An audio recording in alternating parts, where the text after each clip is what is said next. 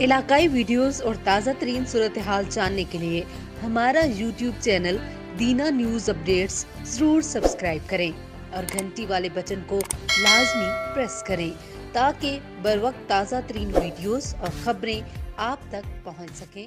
شکریہ۔ عید پر اس نے کھانا کھایا ہے تو اس میں ٹھنڈے پانی کی بوتل پی ہے، جس وجہ سے اس کو گلے کی انفیکشن ہوئی۔ اس وجہ سے اس کو کان کے ساتھ جو ہے وہ درد محسوس ہونا شروع ہوئی، پھر چھوٹا چھوٹا اس کو بخار ہلکا ہلکا شروع ہوا۔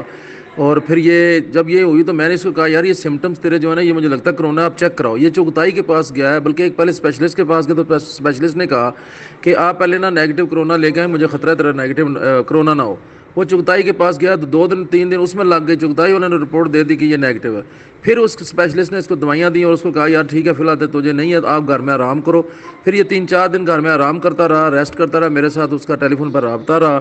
اور اسی دوران میں نے اس کو کہا تھا کہ بس ٹھیک ہے گھر میں ہی رہو، آئسولیٹ رہو، کہیں جانے کی ضرورت نہیں ہے، دوائیاں جو دی ہیں ٹیکے دی ہیں یہی کرواتے رہو۔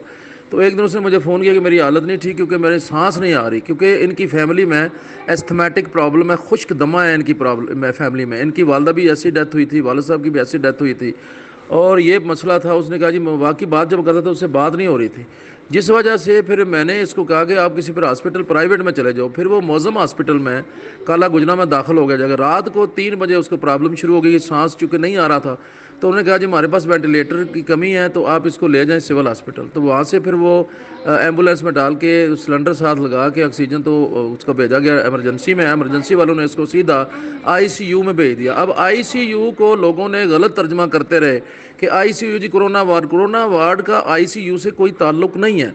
ICU تو انتہائی جو انٹینسو کیئر کے مریض ہوتے ہیں، جن کی مطلب ہے کہ سانس کی پرابلم ہوتی ہے یا آخری لمحات پہ ہوتے ہیں، ان کو بھیجتے ہیں۔ تو وہ چلا گیا، میرا منشی ذیشان جاوید ڈیتھ پوائنٹ پر تھا تو وہ اس کو وینٹیلیٹر پر بھیج دیا گیا ICU میں۔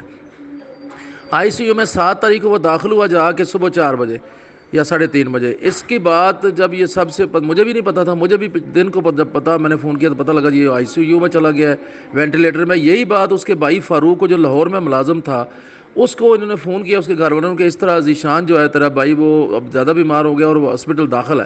وہ وہاں سے چھٹی لے کے سیدھا ہاسپٹل آیا۔ ہاسپٹل میں سارے اس کے گھر والے باہر لان میں بیٹھے تھے تو ان سے فون پہ ان کا رابطہ تھا تو پوچھا، وہ کہتے ہیں جی میں آ گیا ہوں۔ تو کدھر ہیں؟ وہ کہتے ہیں جی لان میں۔ تو کہتے ہیں اندر چلے نا۔ کہتے ہیں اندر کیسے جائیں؟ وہ ICU میں ہے اور وہ وینٹیلیٹر پہ ہے، وہ کس سے بات نہیں ہو سکتی، وہ بہت آخری لمحات میں۔ اس نے جب یہ سنا تو وہ شاک میں چلا گیا اور وہیں گر گیا۔ وہیں جب گرا ہے تو اس کی بھی ایسے ہی ایمرجنسی میں لے کر گئے، ایمرجنسی پھر وہ سیدھا شفٹ ہو گیا وینٹیلیٹر پر ICU میں، وہ بھی چلا گیا۔ ایک بیڈ پر یہ تھا، ایک بیڈ پر وہ تھا۔ تو یہ سلسلہ چلتا رہا ہے اور ان کی سانس کی صورتحال یہ تھی کہ ذیشان کی جاوید کی جو پرسنٹیج سانس کی تھی وہ 90% تھی، کبھی 80 کبھی 90، اور اس کی 30% تھی، تو اس کے چانسز بہت کم تھے۔ وہ جو فاروق ہے بڑا بھائی، اس کی 30% جو ہے، میں چونکہ ساری ہسٹری لے کے آیا ہوں، اس کی جو ریسپریٹری جو ریٹ ہے وہ 30% تھا، اور جو ذیشان کا تھا وہ 90 80 90 یہ چلتا رہا ہے۔ تو کل وہ سٹیبل تھا، آج کا بھی صبح میں 10 بجے گیا ہوں تو پتہ چلا وہ سٹیبل ہے۔ تو ہوا یہ ہے کہ وہ تقریباً 11 بجے سے 11:15 بجے اس کا سلنڈر ختم ہوا ہے، تو سلنڈر چینج کرتے ہوئے جب سلنڈر چینج کیا ہے تو اس کی زیادہ پھر طبیعت خراب ہو گئی۔ وہ 30 پر 20 پہ چلا گیا، 20 سے 10 پر گیا، 10 سے 5 پر ڈیتھ ہو گئی اس کی۔